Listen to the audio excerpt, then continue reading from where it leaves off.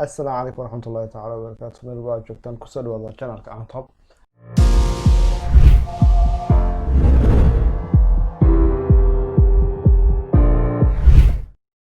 waxaan weli ku guda jirnaa casharkii barashada Photoshop CC 2020.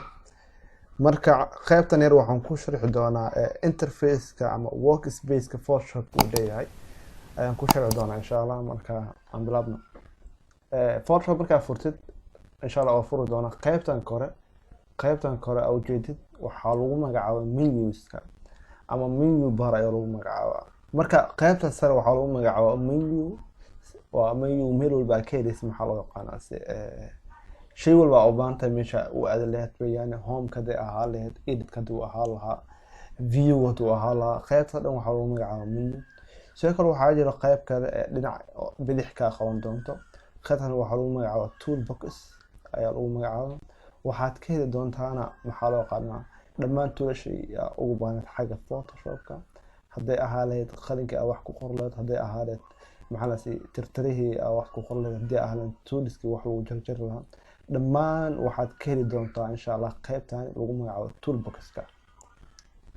sidoo kale waxaa jira qayb kale oo ka hooseyso maxaa lagu magacaabo menu-ga, ayun waxaa lagu magacaabo doonaa option bar-kani wuxuu soo bixi doonaa ama wuxuu yeelan doonaa astaamo kala duwan mar waliba. taas waxaa loo jeedaa isticmaalka option bar-ka ama soo muuqashada waxyaala option bar ku jiro waxay ku xiran tahay toolbox-ka.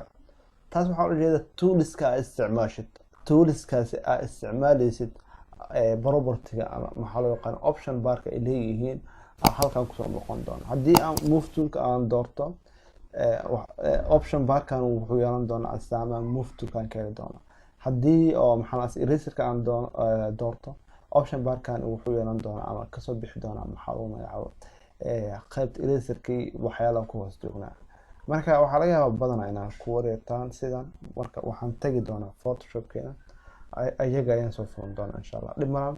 marka waxaa jira qayb kale ayaan lagu magacaabo playlist-kani ayaan waxaad ka heli doontaa maxaa information ama xog kuwaasoo loo yaqaano playlist ama bannerlist, kuwaasoo maxaa dhanka midigta aqoon doonta. xagga waxaa kamid ah coloradiisa u heshid maxaa lagu magacaabaa iyo color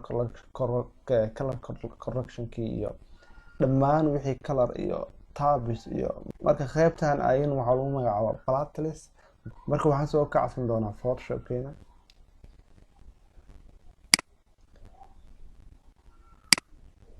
soo kacay Photoshop-ka waad ka dhigtay soo kacay Photoshop-ka geeskan ka dhigtay kadibna u jeedaa maxaa lagu magacaabaa Photoshop waatana Photoshop Adobe Photoshop 2020 kadibna kaliya siinaysa wuu soo kici doonaa. waxay ku xiran tahay soo kicidiisa awoodda computer-ka uu leeyahay. marka aan fiirno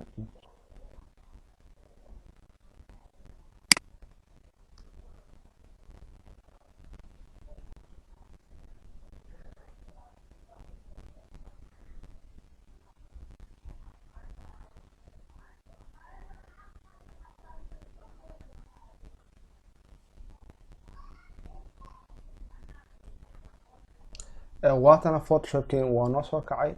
marka waxaan daa soo sharaxay hadda mar labaad aan ku celiyo waxay noqonaysaa qaybtan sare waxaa lagu magacaabaa menus, qaybtan dhexe waxaa lagu magacaabaa maxaa la option bar, qaybtan waxaa lagu magacaabaa toolbar.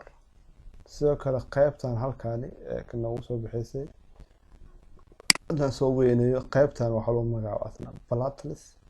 iska xirno qaybtan waxaa lagu magacaabaa playlist.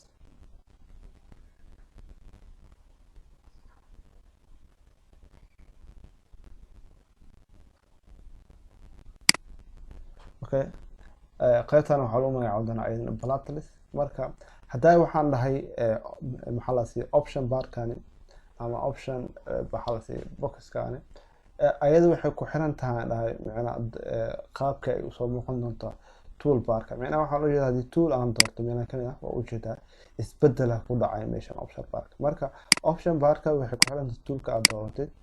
marka waa sidaas. marka casharkan hor dhiciisa waa intaas interface-kiisii. marka toolskan dhamaantood ayaan mid ayaan u sharxi doonaa insha Allah duulaadmo. marka intaan ku kulmi doono casharkan cashar lamid ah sidaa iyo nabadgelyo. Open eye, feel the waves cut through me, hypnotized by the sounds I'm breathing in. Hold tight,